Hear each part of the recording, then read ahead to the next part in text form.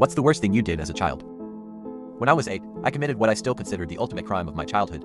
It started innocently enough, a lazy summer afternoon, my best friend Jason daring me to do something epic. Now, Jason wasn't your typical friend. He was the kind of kid who thought riding a bike off a ramp into a bush was a good idea. So when he suggested I sneak into Mrs. Davidson's garden and borrow a tomato from her prized vegetable patch, I should have known better. Mrs. Davidson, our elderly neighbor, was terrifying. She had this crooked cane she carried everywhere, and we swore she could use it like a weapon if provoked. Her garden was her sanctuary, rows of perfectly aligned tomatoes, cucumbers, and sunflowers towering like soldiers guarding her fortress. "Come on," Jason said, elbowing me. "You just gotta grab one tomato." She never noticed. Fueled by a combination of peer pressure and the reckless overconfidence of an 8-year-old, I crept into her yard, heart pounding like a drum.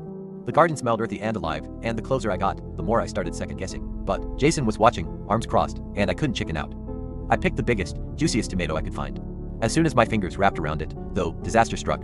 A low growl came from behind me. I froze. Mrs. Davidson didn't have a dog, did she?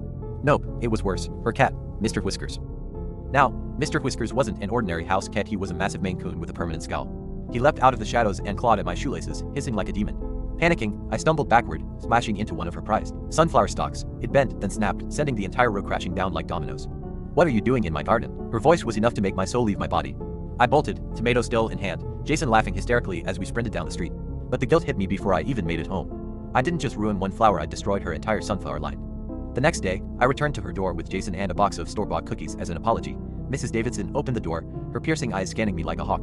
I stammered out an apology, handing her the cookies and admitting what I'd done. To my surprise, she didn't yell. She sighed and said, "If you wanted a tomato, you could have just asked." I never forgot that lesson. Honesty was way less stressful than running from a hissing cat and a very angry neighbor. And for years after, I made sure to help her plant new sunflowers every spring.